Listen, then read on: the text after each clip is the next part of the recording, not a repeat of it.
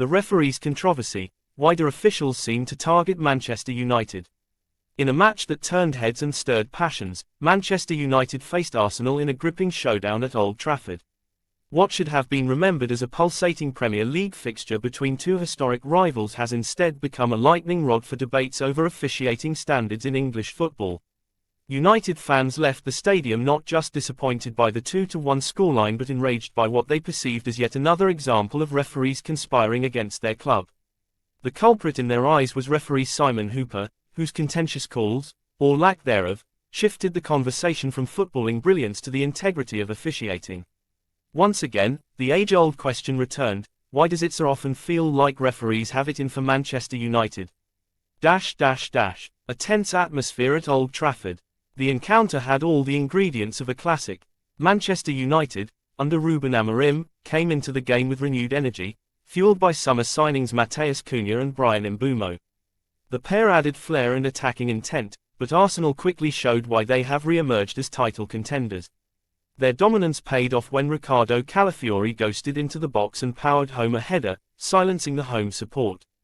As United pushed forward, moments of attacking promise were met with resolute Arsenal defending. Old Trafford, a stadium that thrives on atmosphere and momentum, felt restless. Each misplaced pass was met with groans, and each Arsenal counter-attack stoked anxiety. By halftime, Arsenal's superiority was evident, though United's fightback was far from extinguished. The crucial missed penalty. The turning point came in the dying minutes.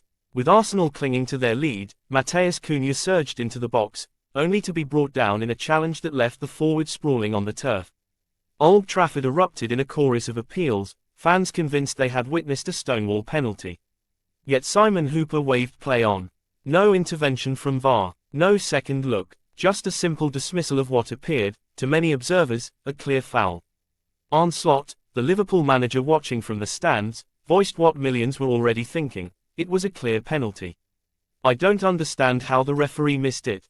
His neutral perspective lent weight to the outrage, and pundits quickly piled in.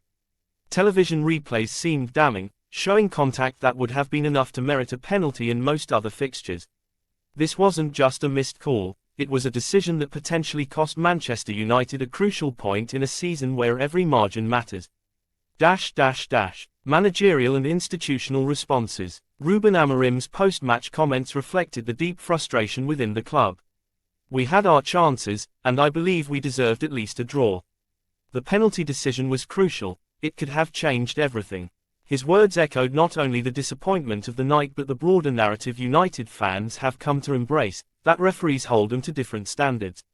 The controversy reached the offices of the Premier League itself. Richard Masters, the league's CEO, addressed the situation with careful diplomacy. We recognize the controversy surrounding the Cunha tackle.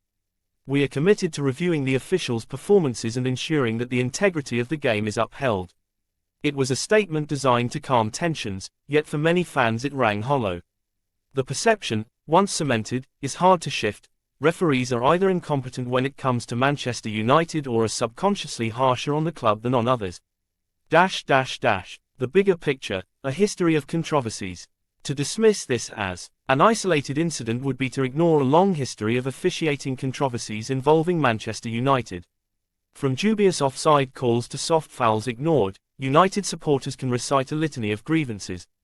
Critics outside the club often counter with the accusation that United fans have been spoiled by decades of success under Sir Alex Ferguson, where refereeing decisions seem to go their way more often than not. The so-called Fergie time narrative suggested that officials were intimidated by the Scots' presence on the touchline, awarding late penalties or extra minutes in United's favour. Yet since Ferguson's retirement, many fans feel the pendulum has swung too far in the other direction.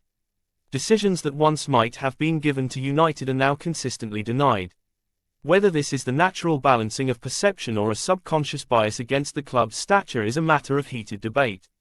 Examples abound. Marcus Rashford's disallowed goals, soft penalties given against United in critical fixtures, and questionable red cards have all contributed to a growing sense of injustice. The Arsenal game simply poured fuel on an already raging fire. The culture of refereeing in England.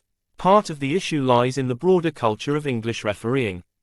Officials are placed under enormous scrutiny in the Premier League, a competition broadcast to millions around the world. Every decision is dissected in slow motion, amplified by pundits and fans on social media. In this environment, referees are often accused of overcompensating, either by trying not to favor a big club, or by attempting to maintain consistency across matches. Ironically, this very effort to appear impartial may create the impression of bias. The introduction of VAR was supposed to mitigate these issues. Yet in practice, VAR has only deepened mistrust. Inconsistency in its application has led fans to question whether certain clubs receive more favorable reviews than others. United's recent experiences only reinforce that suspicion. A league in need of reform. The fallout from Old Trafford has reignited calls for systemic reform in officiating. Proposals include full transparency of VAR communications, greater accountability for referees through post-match explanations, and a more rigorous process for suspending or retraining officials after high-profile errors. Supporters argue that refereeing should not only be accurate but also visibly fair. In a sport where billions are invested and careers hinge on split-second decisions, the margin for error must be reduced as far as possible. For Manchester United, the demand is simple: equal treatment.